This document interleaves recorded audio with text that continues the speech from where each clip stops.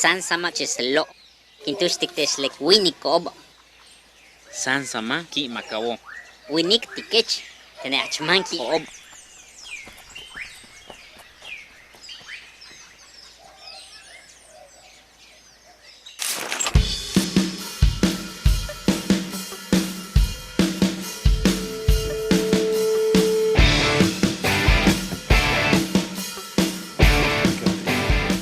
Gozo a la Catrina de Posada, de plumas y flores enredadas. Este apenas lo solicito.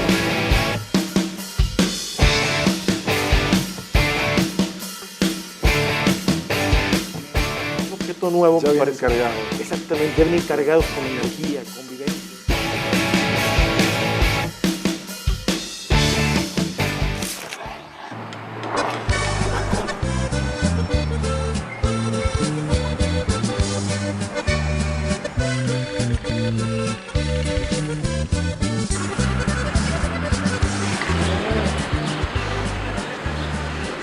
Berta Servín, artesana de Pátzcuaro, nos muestra sus dibujos a lápiz blanco sobre tela negra para después bordar con colores vivos historias costumbristas de la región.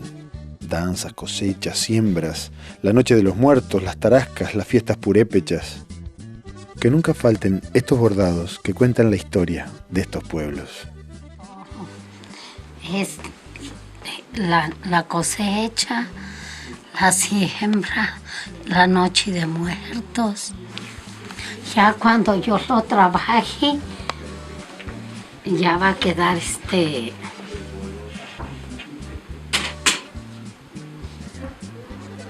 ya va a quedar como ese que está allí. Así va a quedar.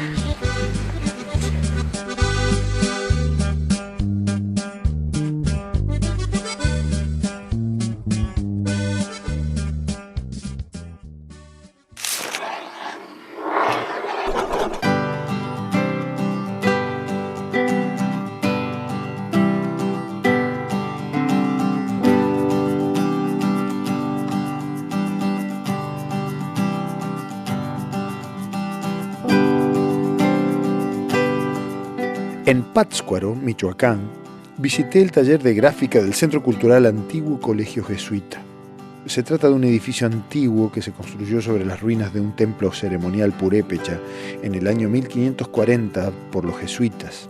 En este edificio funciona un taller de grabado habilitado para toda la región. Allí conversamos con Julián Guerrero, quien además de ser artista grabador es quien dirige este taller. Perteneció a la orden de los jesuitas y después los jesuitas fueron expulsados. Entonces quedó abandonado. En tiempos de la Revolución fue una vecindad. Después fue una escuela pública primaria. Después el edificio fue abandonado y después fue recuperado por una asociación civil. Entonces después la asociación civil lo cede al gobierno del estado. Entonces el gobierno del estado lo hace suyo por parte de la Secretaría de Cultura, en aquel tiempo Instituto de Cultura, y lo convierte en un centro cultural. Y de ahí viene ya el taller. El taller tiene 13 años trabajando. Es un taller de grabado casi exclusivamente. Es un taller de grabado, litografía, xilografía, calcografía. ¿Tú estás formado dónde? En la Escuela de Bellas Artes de Morelia. Ah, de Morelia. Y entonces tomaste este trabajo para educar gente que viene de distintos lugares. Sí, No más que nada es para imprimirles. Es un taller de producción más que nada. También es de formación. Mira, por ejemplo, la semana pasada vino un maestro que es un maestro canadiense. Y estamos haciendo con él este trabajo. Vamos a hacer una carpeta de 5 litografías. Entonces, pues vino y platicamos con el director, que es Derly Romero, que también es grabador e impresor. Entonces, él aprobó este pequeño proyecto de 5 litografías. Son 5 poemas, porque también el maestro pues, es poeta. Esa es otra de las piedras que se va a imprimir hoy en la tarde. ¿Cómo la trabajan? La litografía pues, es a base de materiales grasos. La piedra, una vez la piedra limpia, se deposita grasa, se acidula, es decir, se hace un proceso químico con goma arábiga y ácido nítrico. Entonces eso le permite a la piedra retener la grasa donde se dibujó con el material. Claro. Y repeler el agua, por eso siempre tenemos la piedra húmeda cuando estamos imprimiendo, para que el agua repela la grasa. Estamos trabajando sobre otro proyecto que se llama El autorretrato y la muerte, que estamos intentando conseguir 100 artistas para llenar el Museo Nacional de la Muerte en Aguascalientes. Ese es para este año, ya andamos sobre unos 80. Qué bueno.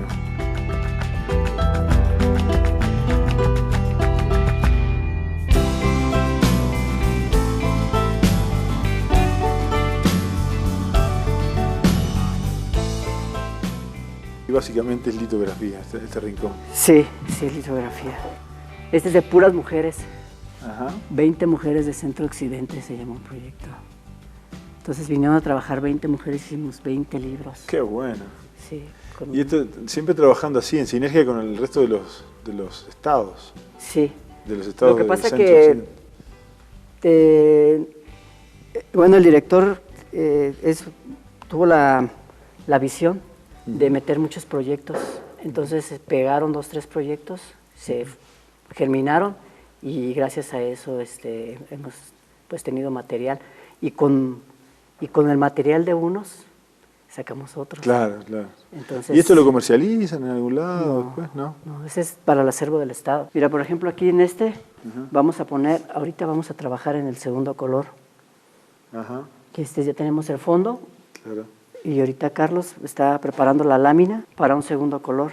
Y el resultado va a ser como este. En 2 colores. Sí.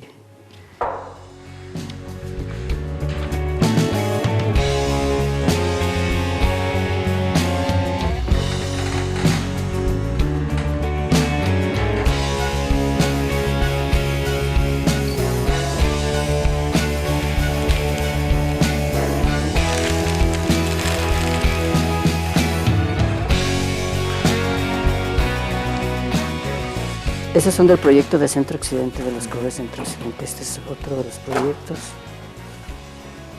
Este ya está terminado. Entonces, ahorita estamos cerrando ese proyecto.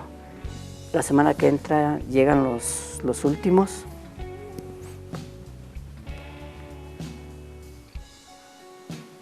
Esto es con aluminio, ¿no? Que genera estas texturas acá, ¿no? Sí. Un cerdo ahí. Esas texturas que Mira. quedan como un agua, un líquido. Esa es la lámina. La lámina original. ¿Cómo lo trabajan esto? Porque veo que hay fotos. Primero, por ejemplo, él primero puso la foto Ajá. y después ya intervino a mano. Ahí va, eso es. Sí tiene muchas posibilidades. Claro. Esta es la lámina en aluminio, con las intervenciones que hizo y la moricoche, y esta es la impresión. Así que hay un fondo importante acá que está solventando todo este proyecto, ¿no? Sí. Eso es una cosa para aplaudir. Sí. Estamos trabajando también con estos 2 libros, mira que todavía no están impresos, pero ya tenemos el DOMI. Ese es de una chica de Aguascalientes. ¿Las caras también? Este es de un chavo de León, Guanajuato. Son libros estos. Son libros. Proyectos de libros. Sí, van a ser libros. Qué bueno está. ¿Y esta qué técnica es? ¿También en el Sí, aluminio? también aluminio. En los 2 casos, en la cara también. ¿Aquí hay otra técnica o veo mal? Sí, es un grabado. Es un grabado. Sí, ¿Esto en madera fue? ese es madera. Qué belleza. Después está muy grande. Este es trabajo mío, ¿Es tuyo? sí. Ah, qué interesante, mira. Qué bueno. Sí, este es así. La posibilidad que te da también tener todo esto acá y poder hacer lo tuyo. Sí. Es hermoso. Bueno, es una silografía, Ujú. entonces pues es el formato que nos permite esta prensa. Estamos hablando de que los artistas también han venido a trabajar y han hecho estos formatos. Sí. Es impresionante. ¿Y el papel qué es? Porque parece Es un papel amate. es hermoso el papel. Sí, es la corteza del árbol. Es una corteza del árbol. Ese papel es de los más puros que hay, Claro. porque no tienen colorante ni cloro, con el que hacían los códices prehispánicos. Claro, ¿no? Sí. Sí. Y- A este tipo de papel le llaman brujo. Contame cómo es la técnica de silografía. Pues básicamente es la más antigua, Ujú. ya que los primeros registros de grabados pues son en madera. Claro, Entonces pues, es básicamente grabar la madera e imprimirla. seguro. Utilizar como un diapo, ¿no? Van calando, todo esto es calado, Sí. ¿no? O está tallado en la madera. Sí. Después lo entintan con un rodillo. Ajá. ¿Un volcán? Sí, es un volcán. Hermoso. Y queda así esta, ¿no? Con este cielo. Sí. La obra es así, me encanta. Es una hermosura. Esto es lo más reciente que estoy haciendo. Es la última serie. Es acerca de ruinas. Entonces va a ser una serie.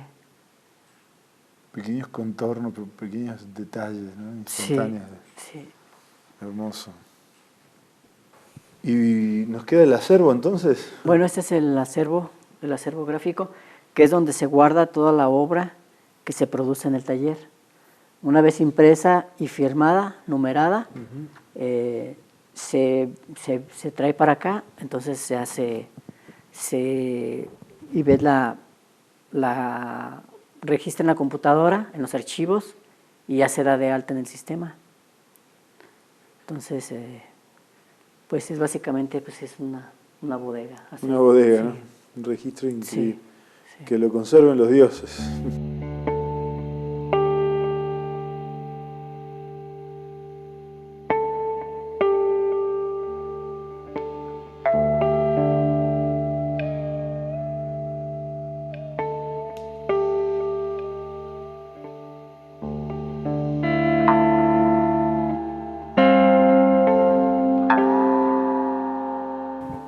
Pero acá dice mi Catrina. Gozo a la Catrina de posada, de plumas y flores enredada, en sombrero que también le ufana, la dentadura que sí engalana, sus continuas sienes en campana. Empero yo tengo mi Catrina, su gorro moderno y orbitado, nutre aretes de sutil pescado, adornando bien su gabardina con terso esqueleto de sardina. Poesía Marco Antonio Aguilar Cortés. Él es contemporáneo y lo que está diciendo es justamente, él tiene su propia Catrina, ¿no? Los felicito a todos y qué suerte que tienen, ¿no? Sí, ¿verdad? Porque de verdad es un trabajo increíble. Sí, muchas gracias.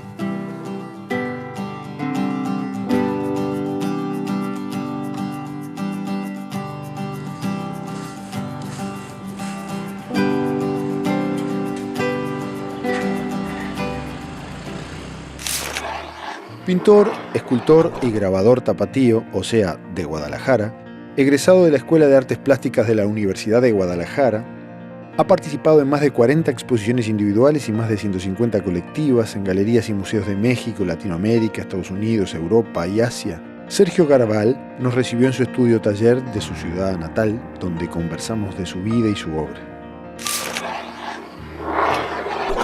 Estamos en el estudio de Sergio Garabal, artista mexicano, contemporáneo.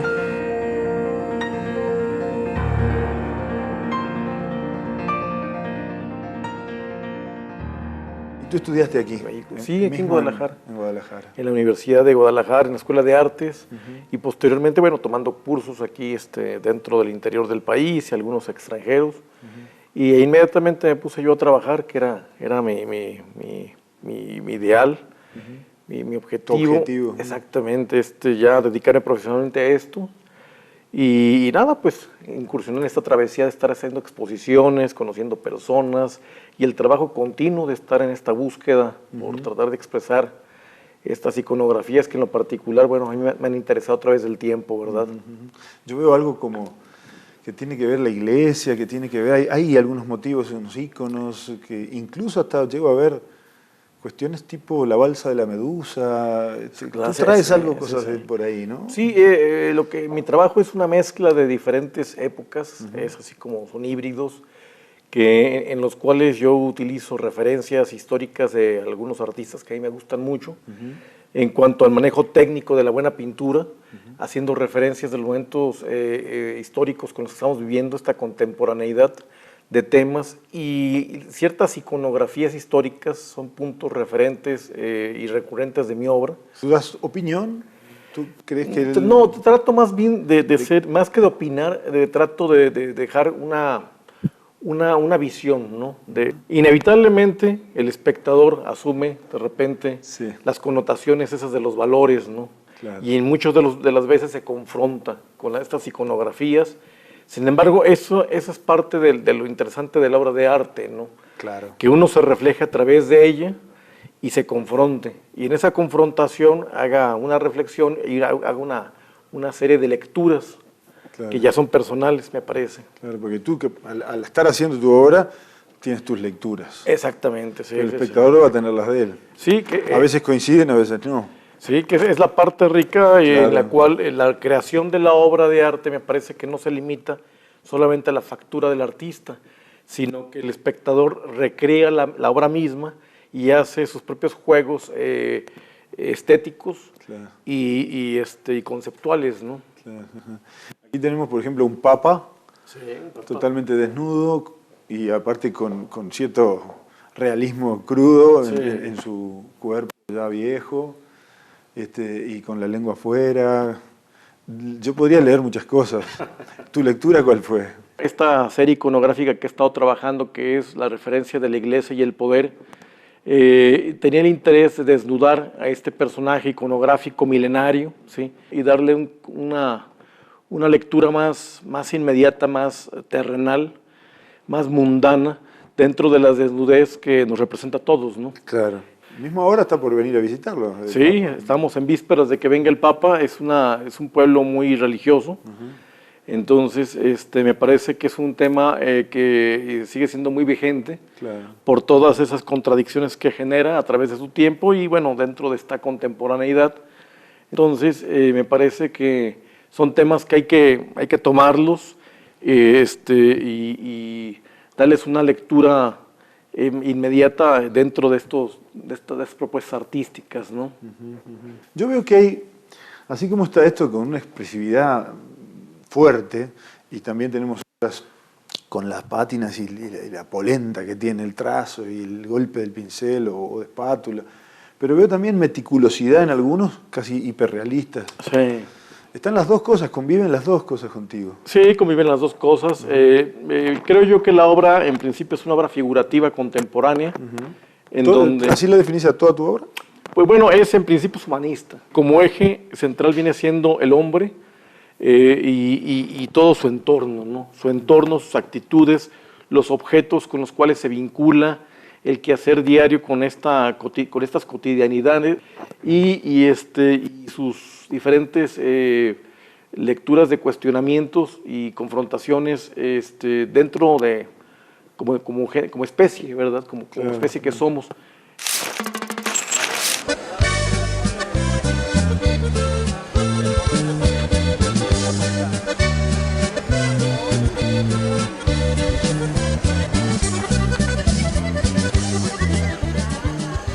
A la noche en Guadalajara me arrima un puesto de comida que las hermanas misioneras eucarísticas tienen montado para juntar fondos para una obra de caridad para niños de la calle. La hermana superior es la que maneja los tickets y cobra a los comensales. Y todas trabajan preparando las enchiladas a base de tortillas de maíz, con rellenos de pollo y cerdo, y ensalada caliente y picante con morrones y papas y etcétera, etcétera. Mientras espero se me hace agua la boca. Algo me hace sentir que es una comida bendecida por el Señor. Así que mi estómago va a responder positivamente.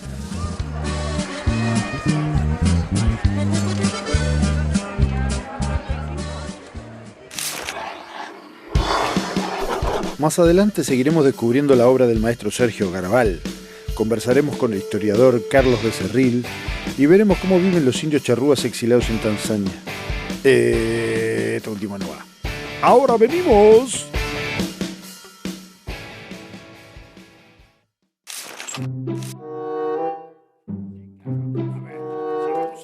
Por acá llegaremos allí. Así que por aquí, por allí. Y las ornamentas en sus atuendos son maravillosas, profesor. ¿Usted vio esos sombreros barroco maya rococó? A mí me parece que estos mayas querían ser amigos. Sí, claro. Nos cuidaban tanto que nos ataron para que no nos voláramos. Vámonos por acá. O por acá. Extraño mi mapa.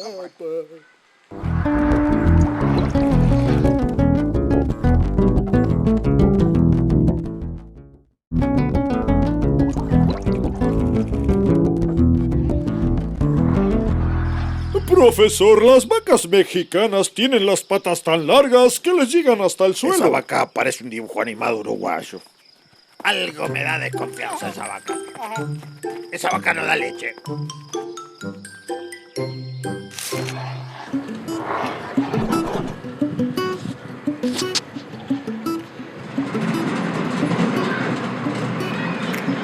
Llegar a mi partida tan solo somos sendero abierto por el andar, que lo haciendo hecho para aventurar y dar concierto.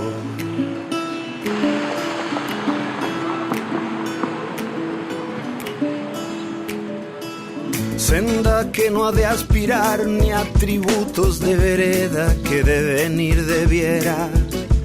Puro camino, avenida principal de un solo trillo.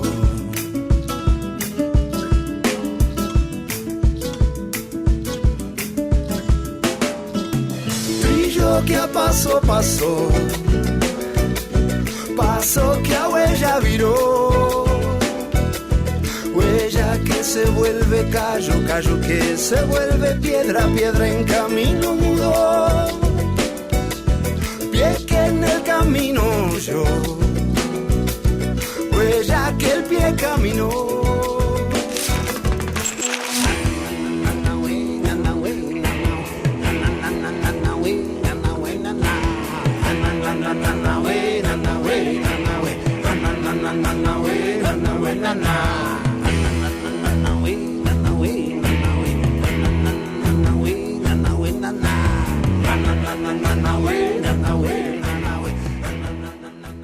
Tenés ahí una papisa, algo que en realidad es un invento, ¿no? ¿Por qué mujer? Es un juego de géneros también.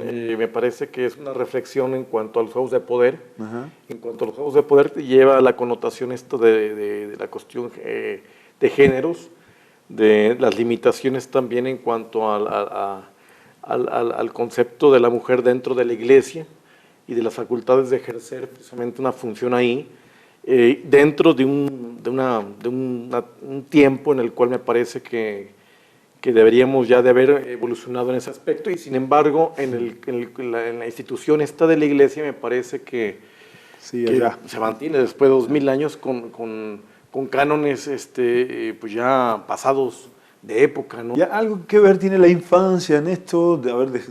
Porque está lleno de muñecos. Sí. Yo lo he visto en varias, ¿no? Ya. Son muñecos como que representan una infancia, incluso a veces con agua, como flotando en un mar de... Así como naufragios, Naufragio, ¿no? donde están estas pequeñas islas, o estos pequeños cascotes de muñecos o de objetos, y estar en el absurdo de estar flotando dentro. Me pareció también un juego muy lúdico, ¿verdad? Un lúdico de sensaciones a través de la plasticidad y a través también de la cuestión conceptual, ¿no? Ajá. El muñeco aquí no funciona solamente como un objeto tangible, sino como un símbolo.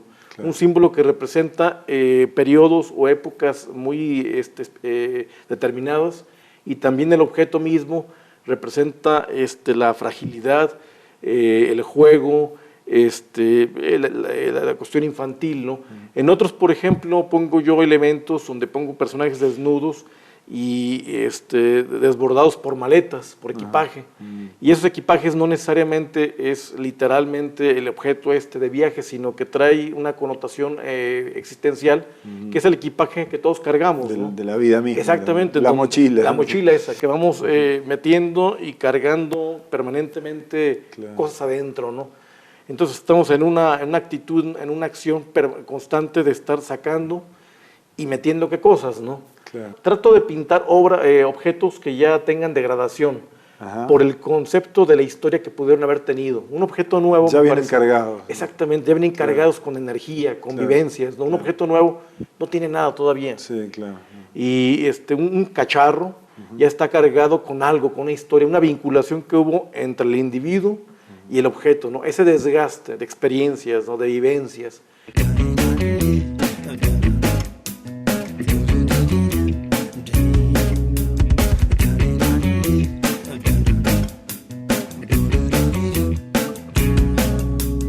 El ojo que ves no es ojo porque lo veas, es ojo porque te ve. El ojo que ves no es ojo porque lo veas, es ojo porque te ve. Esta serie de los minotauros implica el machismo. Pues no sé si tanto machismo, sí hay algo de machismo por esa apropiación que hay sobre la cuestión femenina, el género femenino, pero también hay una cuestión entre sensual y un juego lúdico, junto con el juego estos personajes desnudos, que yo más que desnudos les digo encuerados, están encuerados. ¿no? Sí, el encuerado, a diferente el desnudo es más estético, ¿no? Como más cuidado, Claro. y el encuerado ya es más carnal, ¿no? Más se siente la carne, ¿no? Y bueno, dentro de este personaje milenario, que es el Minotauro, que lo traigo en un contexto contemporáneo, ahorita estoy trabajando este ser mitológico en contexto del poder, en contexto de la sensualidad, en contexto de la reflexión de esta parte bestia que tenemos y esta parte civilizada, ¿no? Claro. Que no dejamos de soltarla, ¿no? O sea, quisiéramos ser menos minotauros, sin embargo, seguimos teniendo esa parte todavía animal, ¿no? Claro. ¿Trabajas siempre con boceto primero en el lienzo? Sí, hago un boceto con carbón.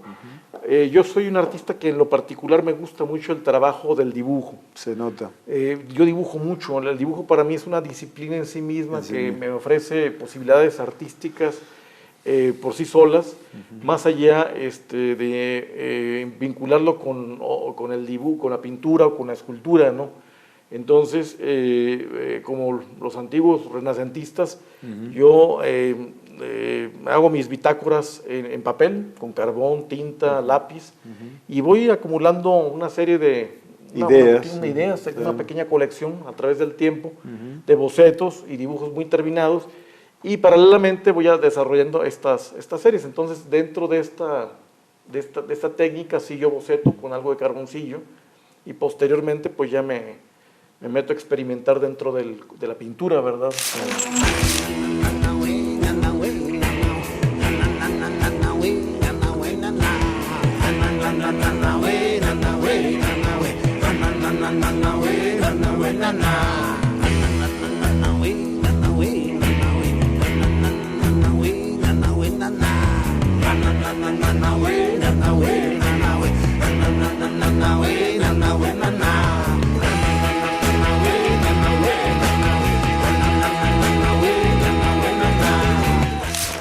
Este es óleo, sí, es óleo. ¿Y trabajas con pincel y espátula? Pincel y espátula. Es como conforme voy sintiendo, yo ya tengo el tema, tengo el concepto, y me meto como si fuera una sinfonía, un espacio de posibilidades sensoriales, y voy plasmando dependiendo, o voy dejando el rasgo, el trazo, dependiendo las sensaciones que quiero provocar y que me estoy provocando yo a mí mismo, ¿no? Claro. Entonces es un juego de ir soltando, de ir dejando, de ir descubriendo de repente grafismos, trazos, texturas, veladuras, improntas, o retrabajar algunas partes más, detalles o gestualidades Y la idea es precisamente generar un mundo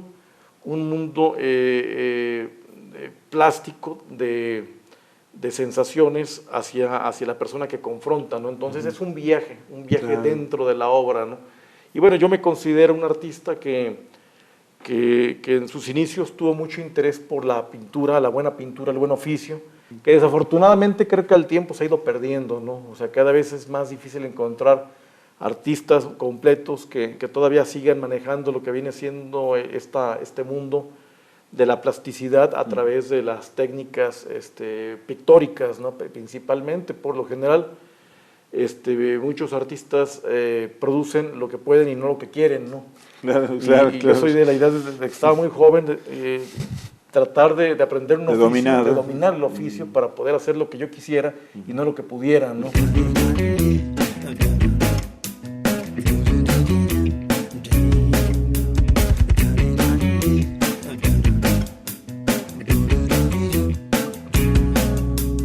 El ojo que ves no es ojo porque lo veas, es ojo porque te ve.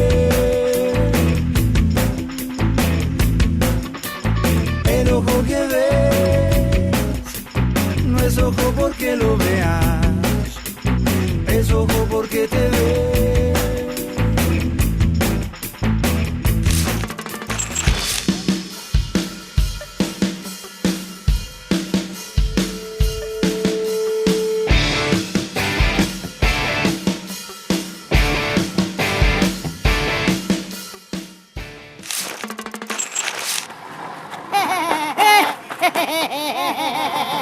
Malotimba, va. Vaya.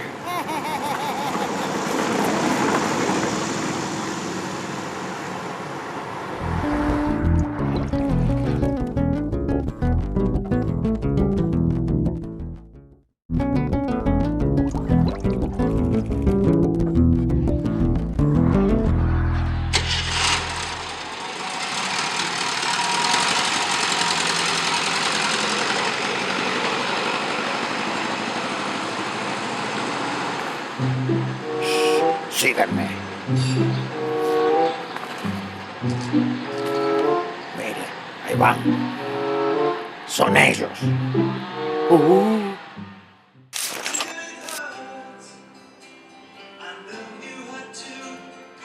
¿Te consideras un artista conceptual? Sí, me considero un artista conceptual. Toda la obra necesito una justificación conceptual para poder yo desarrollarla.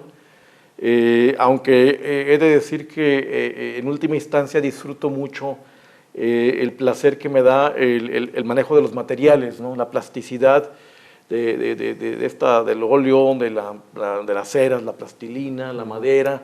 Disfruto mucho esta interacción con todo esto y me asumo como un artista que como cuando pinto, en un juego lúdico, así me gusta como embarrarme como si fuera un niño. Y meterme, hacer una introspección a una cuestión estética y plástica, pero partiendo de un concepto, ¿no? Me parece que el artista tiene que asumir una actitud intelectual dentro de su momento que le toca vivir y no solamente en una búsqueda del esteticismo o meramente de la plasticidad, ¿no? Creo que tiene que ser un vínculo de su acontecer y dejar a través de su obra parámetros o referencias de la visión que él tiene, ¿no? En lo particular. De su contexto. De su contexto, exactamente. Entonces creo que el artista tiene que ser un personaje activo dentro de su contemporaneidad, de su tiempo, no mantenerse como un agente pasivo, solamente contemplando los sucesos que están pasando, ¿no? ¿Cuántas horas dedicas a tu trabajo? Pues yo le dedico tiempo completo, ¿no? A nivel taller, a nivel de estar en la cuestión manual, pintando, pues yo trato de trabajar de 8 a 12 horas. Pero bueno, también está la parte conceptual que es laboriosa, porque hay que estar recopilando material, hay que estar haciendo bocetos, es la información esta de de las imágenes, de la reflexión. Lo más complicado, lo más complejo no es hacer la obra, sino conceptualizarla, ¿no? Yo trabajo a partir mucho de símbolos, entonces tengo que estar juntando esas ideas, dándoles coherencia, y lo más importante es hacia dónde van y qué es lo que quiero decir, ¿no? Y bueno, y posteriormente de eso me meto en la parte más agradable, que es nadar, exactamente, meterme aquí a flotar dentro de todo esta plasticidad, ¿no? Y en ese caso estás solo y estás en tu mundo, ¿no? Sí, pongo un poco de música, yo le llamo mi sancta santorum, así como mi trinchera, ¿no? Mi último espacio, en el cual, bueno, pues ahí te reconfortas, ahí estás tus pensamientos últimos, tus reflexiones donde tú recreas un espacio de meditación y de introspección, ¿verdad? Para poder... Pero te apoyas con algún equipo, ¿no? Sí, tengo un equipo de personas. Te preparan. Me preparan los lienzos, me hacen los bastidores. Entonces, somos un equipo de personas que me apoyan desde un asistente para cuestiones ya más administrativas, ¿no? Porque la idea es yo enfocarme a la cuestión netamente creativa, ¿no? Estar creando. Y otros aspectos que son parte también del trabajo, por ejemplo, la relación que tengo con los medios de comunicación, con los proyectos en los museos o en las instituciones privadas, tener alguien que me auxilie en eso y poderles darle seguimiento de la mejor manera, sin descuidar lo más, o en gran medida, esta parte de mía, ¿no? La parte autoral, la parte sí, el punto de creación, que todo el proyecto al final del día se sostiene por esto, ¿no? Claro, se sostiene por lo que va surgiendo aquí en este espacio, a través del lápiz, el papel, el lienzo, la computadora, el bronce, todos estos materiales, ¿no?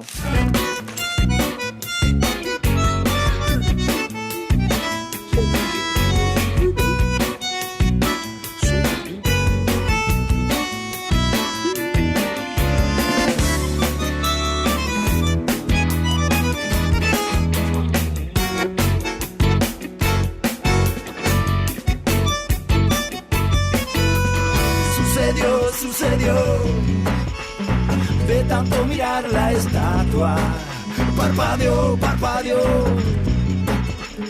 de tanto mirar la estatua, el ojo que ve. Aquí lo que estamos viendo ya es un vaciado en cera, que posteriormente se llevará a la fundición, y ya se hacen todo el proceso de la fundición y nos entregan la pieza en bronce, ¿verdad? Aquí fue es la técnica tradicional, el original o la pieza y primaria la hice con plastilina y ceras, en una consistencia amable para poderlo trabajar. Entonces hice yo lo que viene siendo el personaje, trabajé lo que estamos viendo aquí, y se saca un molde. Posteriormente saca un nuevo molde, que eso ya lo hace el equipo ya hace el molde, y dentro ya con el molde vaciamos la cera para dejarla hueca. Retocamos la cera y ya es lo que tenemos aquí, ¿verdad? La connotación o la idea de esta obra en particular son los Juegos de Poder, es una silla presidencial con el águila mexicana y este minotauro con este símbolo, como lo platicamos hace un momento, con estas dualidades entre esta parte bestial, que es el poder, y esta parte toda civilizada o humana, que está siempre en conflicto, ¿verdad?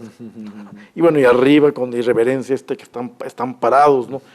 Al final, está sentado, está parado. Exactamente, está arriba de la silla, ¿no? Y está medio desnudo, medio con su saco muy ejecutivo, pero es el absurdo, la ironía, ¿no? Del poder. Del poder, exactamente, esta ambigüedad, ¿no? Así que esto se va para el bronce.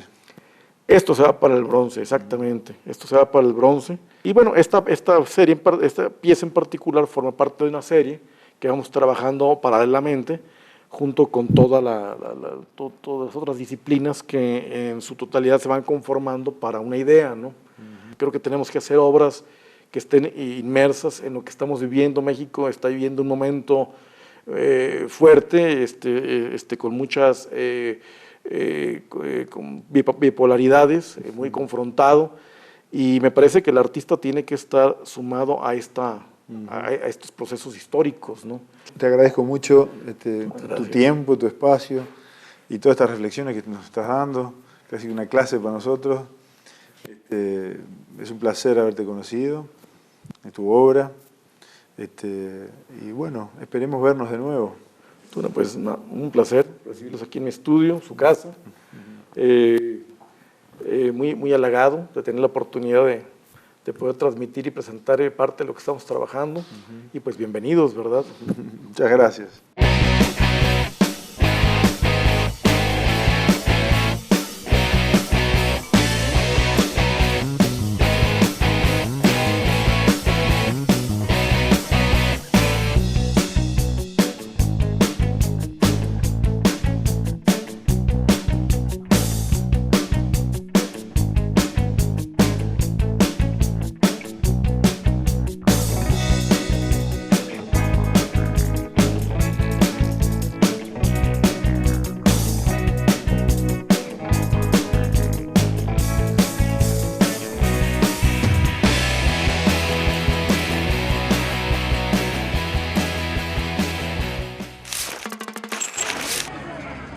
En el DF converso con el historiador Carlos Becerril, que me aclara la complejidad del presente mexicano y algunos aspectos de la historia más cercana.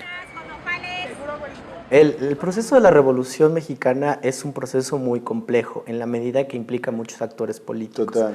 En el siglo XIX, algunos historiadores modernos sostienen que tiene su origen en la segunda mitad del siglo XIX con el liberalismo. ¿Qué pasa con Cuando decís liberalismo estamos hablando de la masonería, ¿no? Exacto, estamos hablando de el liberar los mercados, de que todos somos iguales ante la ley. Eso, por ejemplo, la igualdad ante la ley le vino a dar en la torre a todas las comunidades indígenas, porque durante la época virreinal no eran iguales, por lo tanto gozaban de protección del gobierno.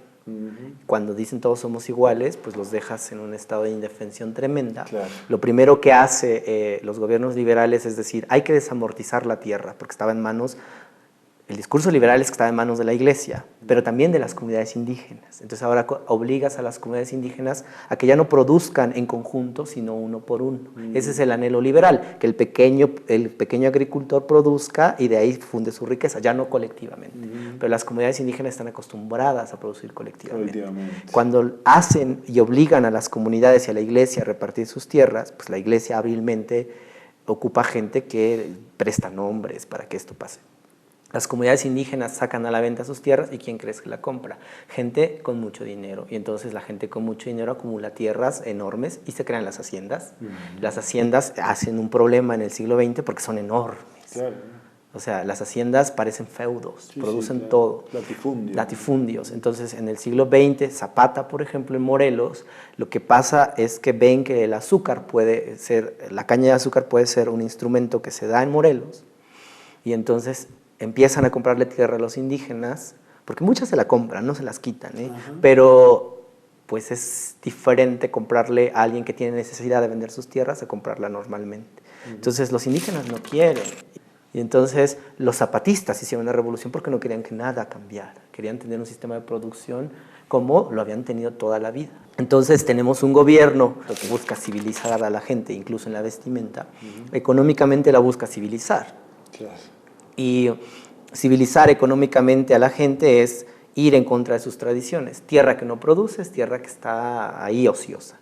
Entonces empiezan a expropiar tierras, empiezan a construir ferrocarriles, el gobierno federal, el gobierno del dictador Porfirio Díaz. Entonces empiezan a comprar tierras, a hacer ferrocarriles, la modernidad. Lo que pasa con los ferrocarriles es que a veces atraviesan tierras indígenas. Los indígenas protestan y bueno, la frase de Porfirio Díaz es muy buena, mátalos en caliente, ¿no? O sea, los que se opongan, pues mátalos en caliente en ese momento. El lema de nuestro dictador es orden y progreso. Y quizá eso no lo dice, pero orden y progreso entre paréntesis a costa de lo que sea.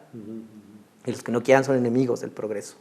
Entonces, la Revolución Mexicana se da porque este dictador lleva 30 y tantos años en el poder. México crece económicamente, pero a costa de muchas cosas. Claro. Y entonces la gente común no aguanta. Y empieza la Revolución Mexicana en 1910, que al principio solamente quieren que el presidente Porfirio Díaz se vaya y lo ocupe el poder otras personas. Y en ese caso estaban todos de acuerdo. Todos de acuerdo. La encabeza Francisco I. Madero, que es un hacendado. O sea, él no quiere que sí quiere que cambien las cosas, pero poco a poco. A este Madero lo secunda Zapata, Villa, y cuando Madero trata de, cuando Zapata va y le dice, oiga, ¿y cuándo nos devuelve las tierras? Entonces Madero le dice, hay que esperar un proceso legal. Y entonces Zapata le dice, es muy conocida esta anécdota, ¿no? Le dice Zapata, saca la pistola y le dice, deme su reloj, ¿no? Entonces el otro asustado, que ya era presidente de México, Madero, le da su reloj. Y le dice, ahora inicia un proceso legal para que yo le dé su reloj.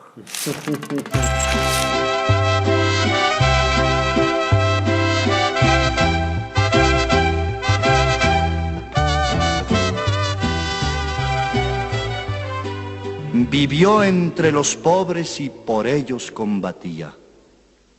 No quiero riquezas, yo no quiero honores, a todos así decía. Oigan el corrido de un triste acontecimiento, pues en Chinameca fue muerto a mansalva Zapata, el gran insurrecto. Abril de 1919, en la memoria quedarás del campesino como una mancha en la historia. Campanas de Villayala, ¿por qué tocan tan doliente? Es que ya murió Zapata, y era Zapata un valiente. El buen Emiliano que amaba a los pobres quiso darles libertad. Por eso los indios de todos los pueblos con él fueron a luchar. De Cuautla hasta Mecameca, Matamoros y el Ajusco, con los pelones del viejo don Porfirio se dio gusto.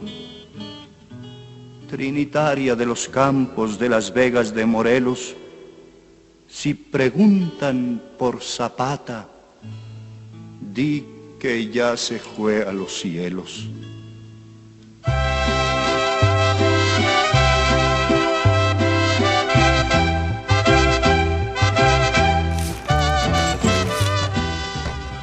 Su gorro moderno y orbitado nutre aretes de sutil pescado, adornando bien su gabardina con terso esqueleto de serpiente.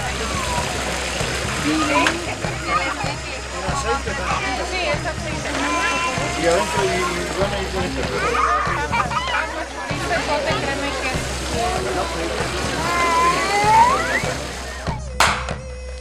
Ya 9 minutos. Sí, ya lo veamos. Mira el de acá. Esta es una nueva. ¿Hay que hacer claqueta? No.